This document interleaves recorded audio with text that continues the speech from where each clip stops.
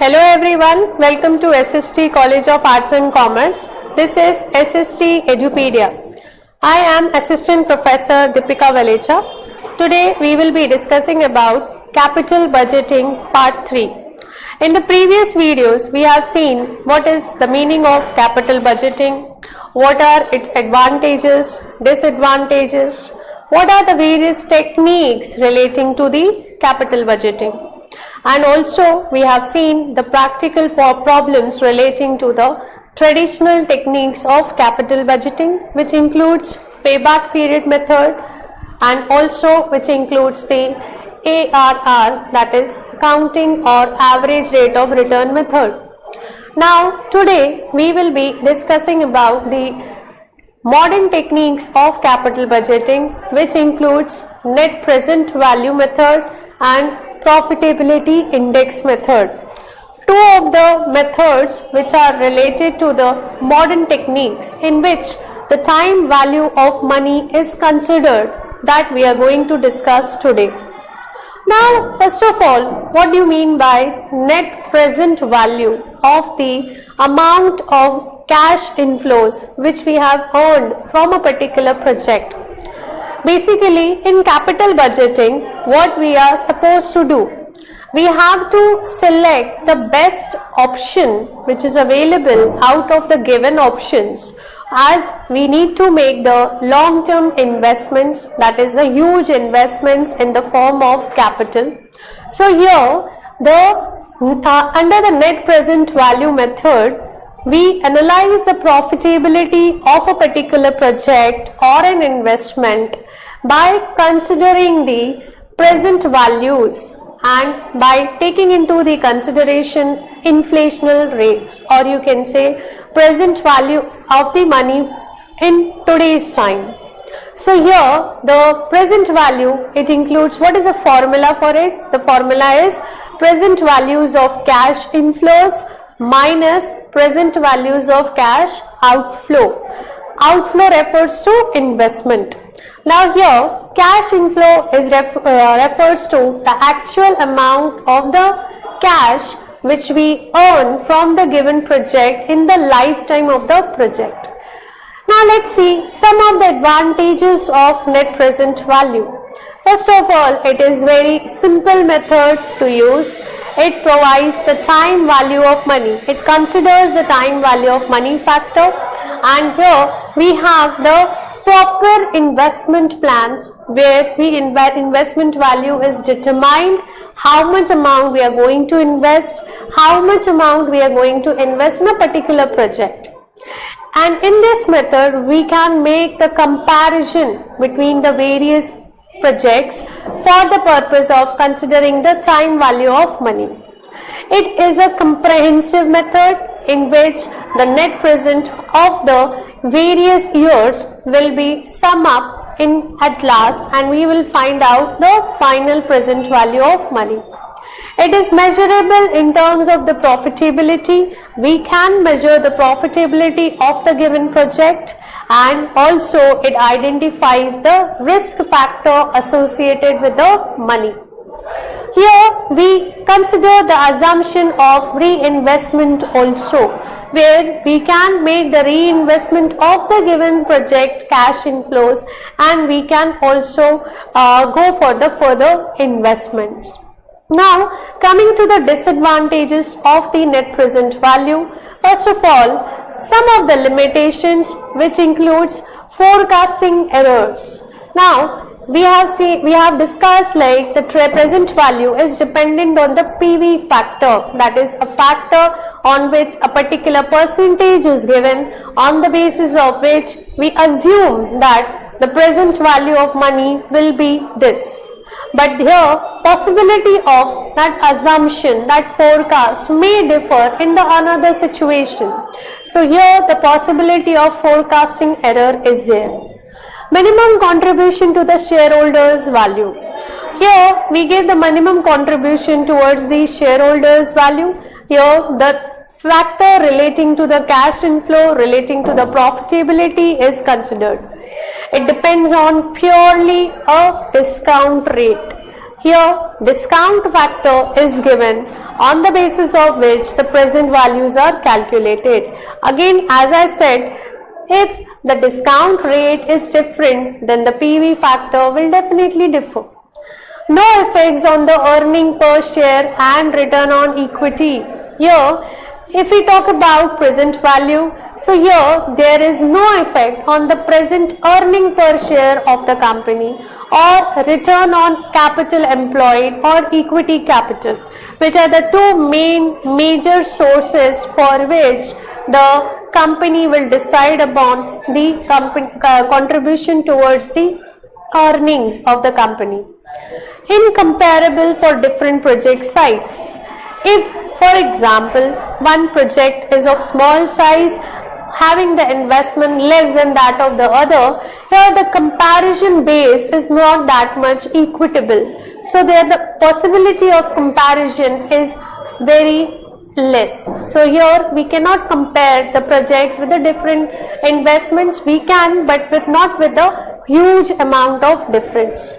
Now, considering the next method, we have profitability index method. This is again as good as net present value method only, but in this method, the profitability index, that is the ratio of present values of cash inflows, is calculated with that of the present values of cash outflow. That means in net present value, we subtract the cash inflow from that of the cash outflow. Over here, what we do, present values of cash inflows are divided with that of the present values of cash outflow. So we get one particular index which is called as a ratio.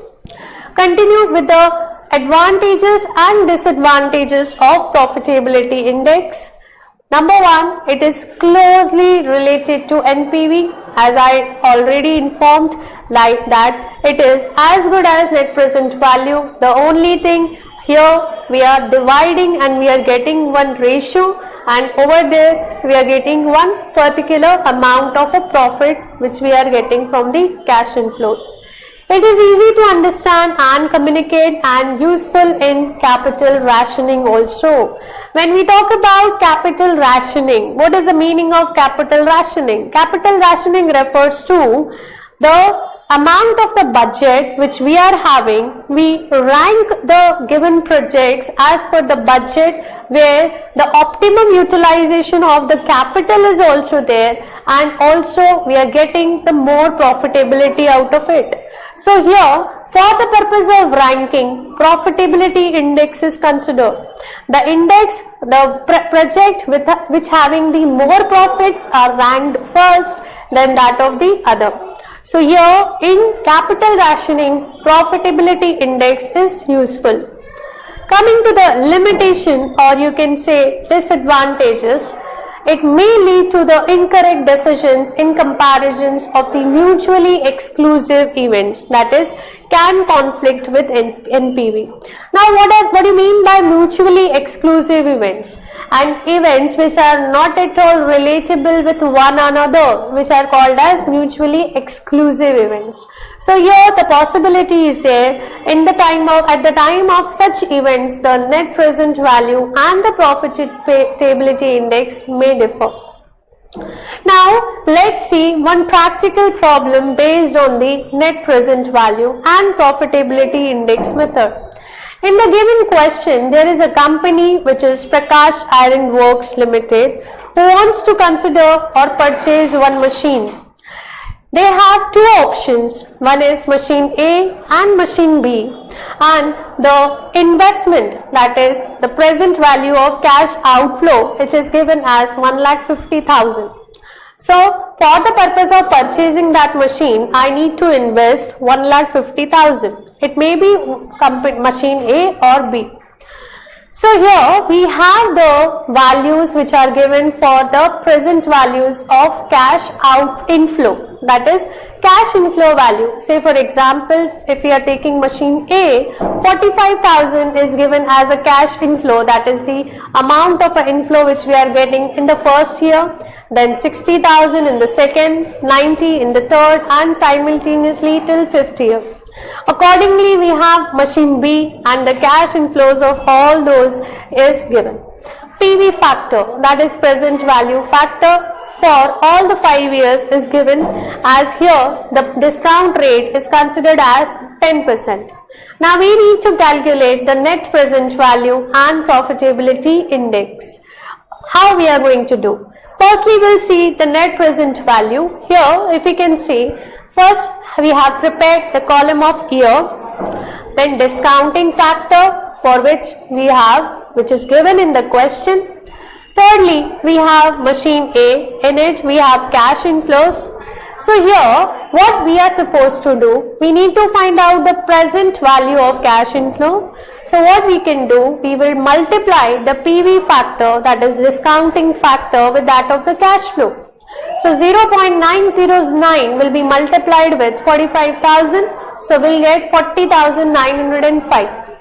Accordingly, 0.826 will be multiplied by 60,000, will get 49,560, and so on. So all these values will be summed up and will get 1,97,175 as the present values of cash inflows.